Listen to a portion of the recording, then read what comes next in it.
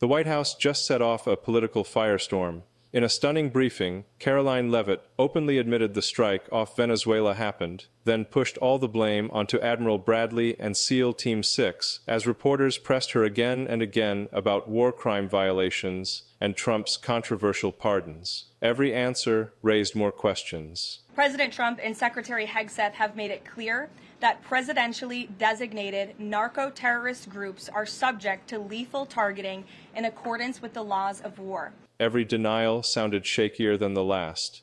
What unfolded in that room was chaos, contradiction, and a desperate scramble to contain the fallout. The moment Caroline Leavitt stepped to the podium, the room understood this would not be a routine exchange. It began with a simple question, but as often happens in Washington, a simple question can expose the part of the story most people overlook. A reporter asked whether the administration denied that the strike occurred, or merely denied that Secretary Haidt had issued the order. Leavitt chose the second option. Then she unfolded a prepared statement, her tone steady but tight, asserting that President Trump and Secretary Hegseth had long held that presidentially designated narco-terrorist groups could be targeted with lethal force under the laws of war. She said that on the second day of September, President Trump and Secretary Hegseth have made it clear that presidentially designated narco-terrorist groups are subject to lethal targeting in accordance with the laws of war.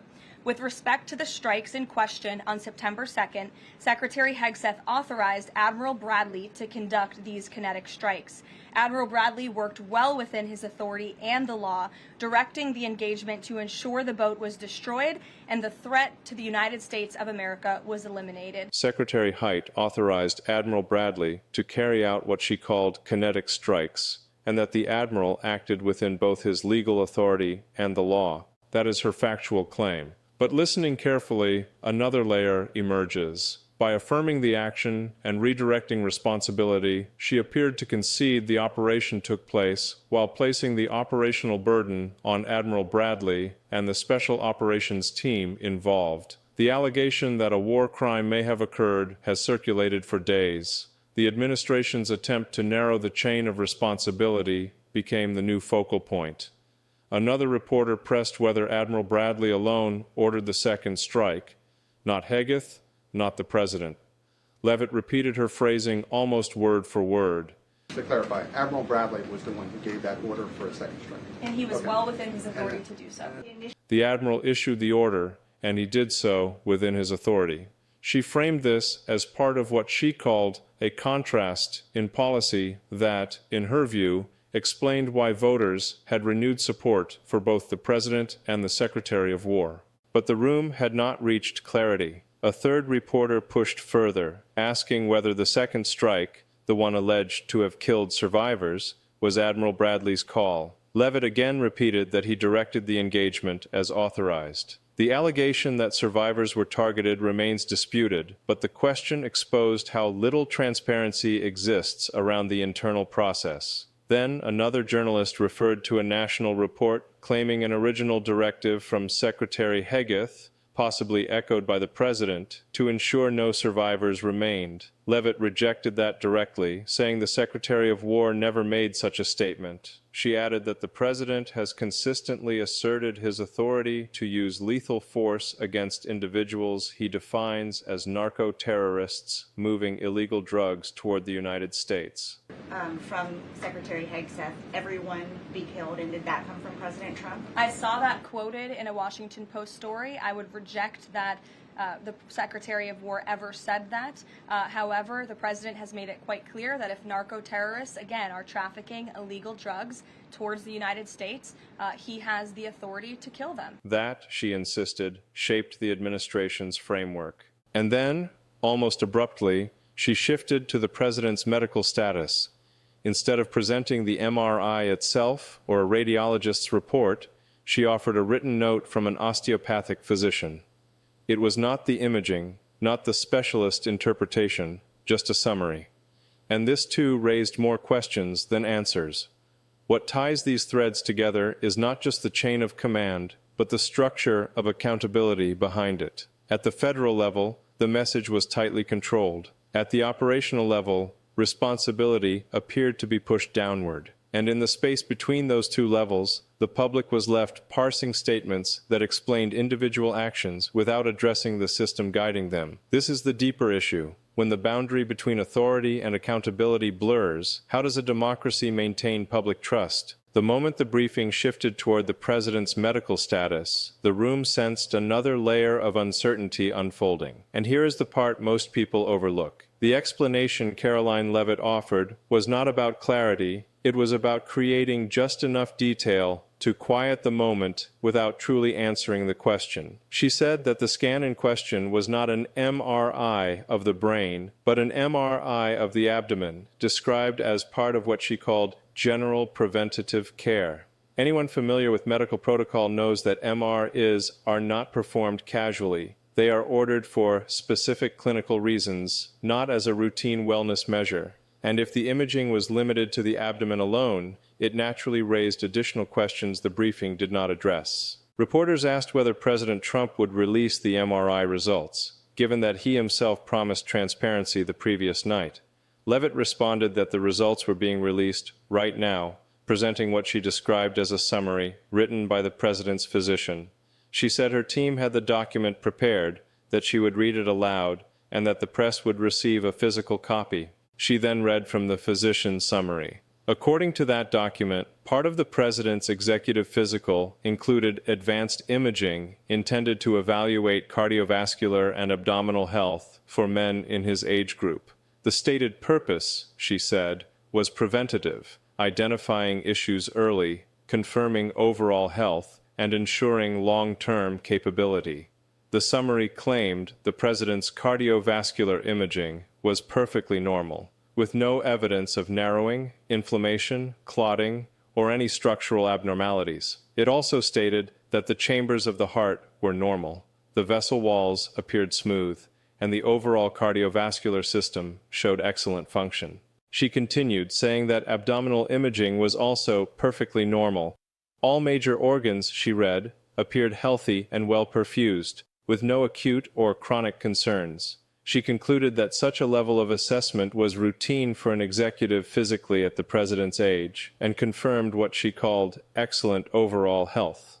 Leavitt framed the release as an act of transparency, fulfilling the president's promise from the previous evening. But when you look closely, the unanswered questions stand out. What was released was not the MRI itself, nor a radiologist's interpretation, but a narrative summary, and, as mentioned earlier, it came from an osteopathic physician rather than a specialist in diagnostic imaging. That distinction matters, especially when the public has no access to the underlying report.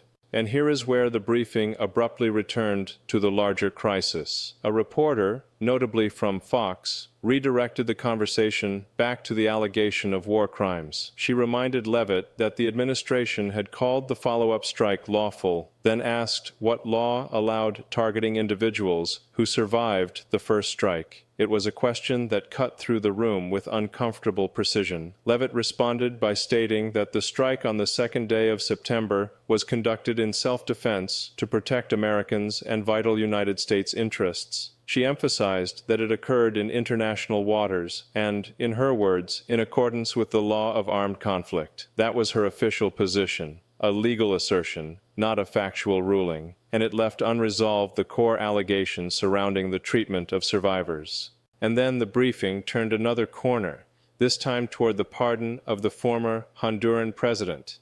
And here is the part most people miss.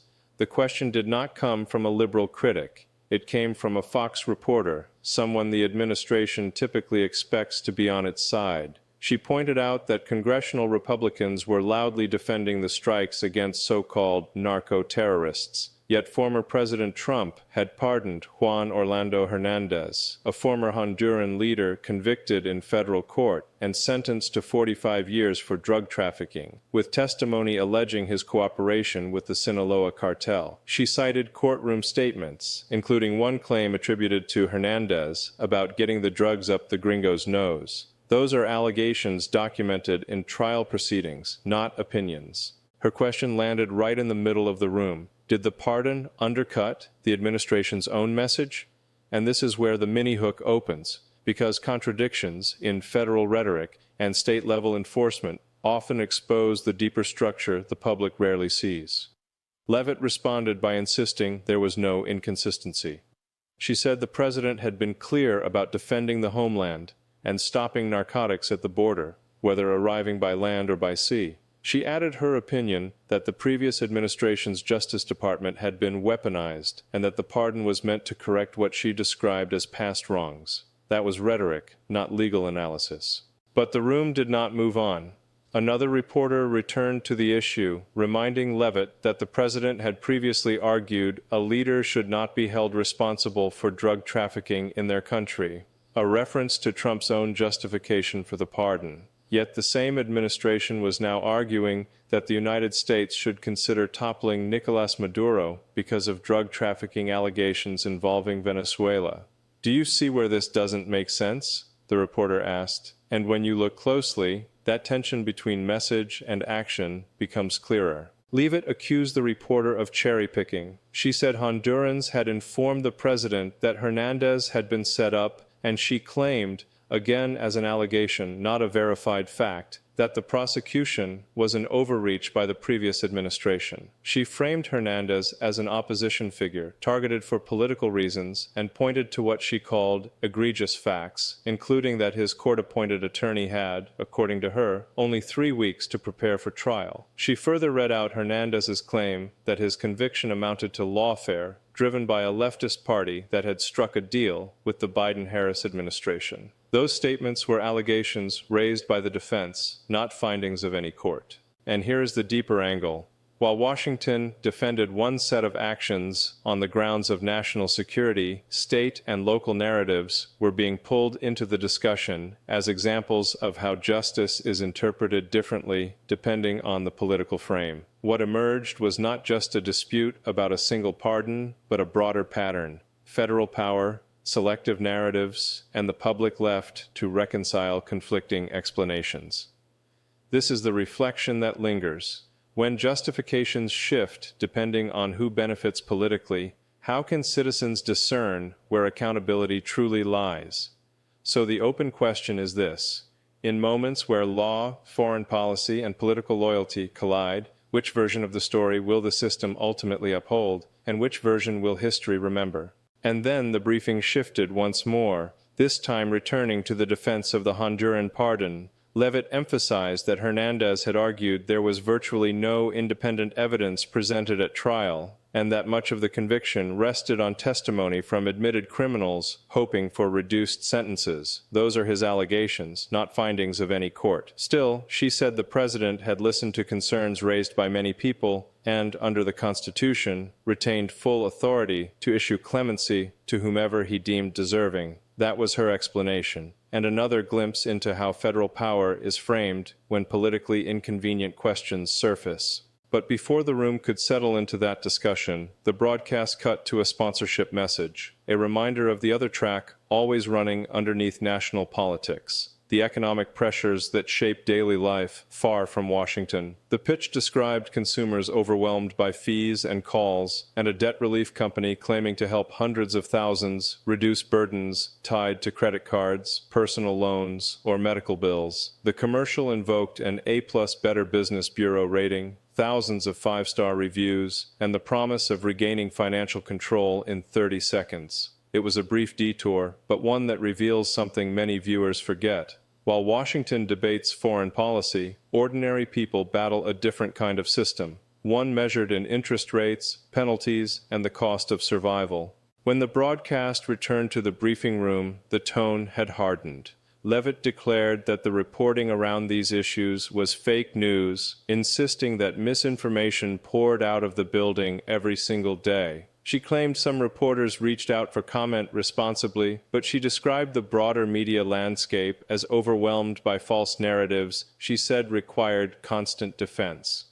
That was her opinion, a rhetorical strike aimed at shifting attention away from the substance of the questions. Then she held up a sheet of paper, pointing to what she said were examples of inaccurate coverage. One headline, she claimed, questioned whether the president was fit for office. And this is where the mini-hook emerges. Instead of addressing concerns tied to the president's performance, she pivoted, invoking former President Biden and arguing that the press should focus on him instead. The shift was immediate, a strategic redirection rather than an answer. Moments later, she accused the New York Times of publishing a fake story that she said misrepresented roughly one-third of the president's schedule, suggesting he was working less than during his first term and possibly unfit for the job. That report, she insisted, was inaccurate. The underlying dispute, whether the president's workload reflects his capacity, remains unresolved because the administration has not released the full schedule, only its own interpretation of it. And here is the deeper angle most people overlook. This exchange was not only about one pardon or one article. It revealed a broader pattern in how the administration manages pressure. At the federal level, it leans on constitutional authority, selective transparency, and accusations against the press. At the social and economic level, people outside Washington confront systems that feel just as opaque, from courts to creditors. The exchange grew sharper when Leavitt insisted that the reporting about the president's workload was unequivocally false. She said it was deeply unfortunate that the same outlet and the same reporter who once wrote that former President Biden was 100% fine after tripping on Air Force One were now questioning President Trump's fitness. Her tone tightened, and she asked rhetorically, "Are you kidding me?" She argued that the press sees the president almost every single day, calling him the most accessible leader in history, someone who takes meetings around the clock. That was her opinion, not a measurable fact. And then the briefing crossed into a more overt political attack. Leavitt pivoted hard toward former President Biden, claiming that the country was still living with the consequences of what she described as horrific leadership. She alleged that nearly 100,000 Afghans were released into the United States with little to no vetting, framing it as a reckless act that unleashed disorder. Those statements reflect her assertions, not verified findings. But the pivot itself revealed a pattern. When questions grow uncomfortable at the federal level, the conversation shifts to broader fears at the societal level. Moments later, she widened the blame to former presidents in general, accusing them of supporting what she called self-destructive immigration policies. She claimed these leaders allowed individuals who outright hate the United States to enter the country without assimilating, framing it as an erosion of peaceful communities. Again, this was political language designed to redirect, not a presentation of evidence. Then came one of the most striking claims of the briefing. Leavitt said the administration was shutting down refugee admissions entirely, except for white South African Afrikaners allegedly fleeing persecution. She referenced what she characterized as a genocide, a claim widely disputed and unsupported by independent findings. Yet the assertion was delivered as if it were fact. According to her, refugee admissions were paused for Afghans on day one, and current admissions were essentially at zero, with the exception of Afrikaners. She added that the State Department was revoking visas for individuals who, in her words, did not align with national interests, and that asylum adjudications were paused for additional vetting. Those were her descriptions of the policy landscape.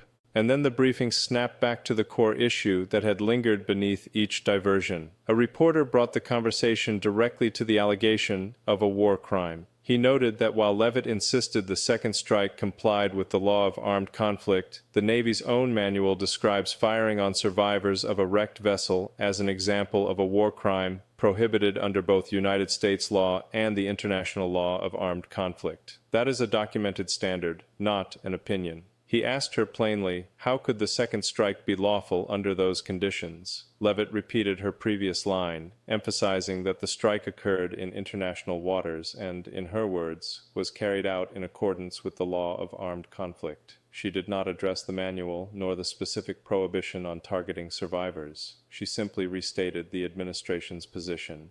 And here is the part most people overlook. The repetition itself became the answer. Rather than clarify the legal reasoning, the briefing underscored the growing gap between official statements at the federal level and the legal frameworks that govern military action. Both tracks, the political attacks and the unanswered legal questions, point toward a single structural tension. When asserted authority collides with established rules, which one does the system allow to prevail? And as the briefing moved forward, Levitt added another detail, almost as an aside, but clearly meant to reinforce the administration's posture. She said Secretary Haidt had spoken with members of Congress over the weekend, including some who had expressed concerns about the Venezuela operation. She also noted that there had been 13 bipartisan briefings on the strikes. The implication was that oversight was happening, though, again, none of the underlying material had been released to the public. Then a reporter returned to the central question. Will you release the footage so we can see what happened with those survivors off the coast of Venezuela? It was a straightforward inquiry about the evidence itself, and it opened the next layer of tension. Before she could answer, another reporter pressed with a different example of presidential authority, the commutation of a private equity executive's sentence. He asked why the president had shortened the punishment of a man who served only 12 days of a 7-year term after prosecutors said he defrauded investors of $1.6 billion. The reporter pointed out that the victims included veterans, farmers, and teachers. The question was pointed, how does that make sense? When Levitt responded, she did so with procedural distance. For the first question, the release of strike footage, she said the decision was not hers to make, suggesting it belonged to the Department of War or to the president himself. It was a deferral, not an answer. On the second question, she offered a detailed defense of the commutation. She identified the recipient as David Gentile, described as the former CEO and co-founder of GBP Capital Holdings. She claimed the company, unlike similar firms, paid annualized distributions to investors and had disclosed in the year 2015 that investor capital might be used to support those payments. She argued that this disclosure undercut the Department of Justice's allegation, made under the previous administration, that the company engaged in a Ponzi-style scheme. According to her, the government could not tie fraudulent misrepresentations directly to Gentile at trial. On that basis, she framed the commutation as another example of what she called the prior administration's weaponization of justice. She emphasized that the president had been presented with these concerns and chose to act. Again, this was her narrative, not a judicial finding. But the room was not convinced. One reporter, allowed to speak next, dispensed with diplomatic phrasing and delivered a blistering opinion, calling the situation oligarchs helping oligarchs and criminals helping criminals. He said in his words that when a literal felon and fraud occupied the Oval Office, such outcomes were inevitable. These were his personal statements, not facts, but they showed how deeply polarized the environment had become. And here is the deeper pattern that emerges when you step back. On one track, federal officials frame their decisions as corrections to past injustice, citing constitutional authority and selective disclosures. On the other track, at the societal level, people see enormous disparities, billion-dollar fraud cases, opaque military actions, and the public left without the evidence needed to evaluate any of it. Both tracks lead to a single structural question. When the system concentrates power but limits transparency, who is the final judge of legitimacy? The briefing turned yet again when a reporter raised a question that touched on the internal tremors within the Republican conference. It began quietly, almost politely. In the wake of Congresswoman Marjorie Taylor's early resignation, he asked, reports last week indicated that other House Republicans might consider doing the same. Does the president have concerns about additional early departures, especially after the retirements announced over the past few days? Levitt responded by assuring the room that the president maintained very good relationships with the overwhelming majority of House Republicans. With the exception of one or two, she said pointedly. She suggested that everyone in the room knew who she meant, an attempt at levity that also revealed a deeper truth about internal fractures. Still, she insisted that the president remained, in her words, the unequivocal leader of the Republican Party. She cited a recent CNN poll showing more than 90% of Republican voters continuing to support him as their leader. That was her data point, an effort to reinforce the image of party cohesion despite the wave of resignations. She added, that the White House enjoyed strong communication with Capitol Hill, and that the president wanted the very slim House majority to remain intact. But when you look closely, the subtext tells a different story. At the federal level, Leavitt framed everything as stable and orderly. Meanwhile, at the political ground level, unexpected resignations, narrowing margins, and internal disputes were quietly tightening the pressure on the system. She attempted to transition out of the moment by calling on another reporter. "Andrew, go ahead," she said, returning once more to the Venezuela strike as if trying to steer the briefing back to controlled terrain. And then, just as abruptly, the feed cut to the familiar cadence of online programming, appeals to the audience, subscribe, support independent media, unlock exclusive content, join as a member, gift memberships, help the channel grow. It was a jarring contrast, but also a reminder of the second track running beneath the entire conversation, the ecosystem outside Washington that people rely on to understand what is really happening inside it.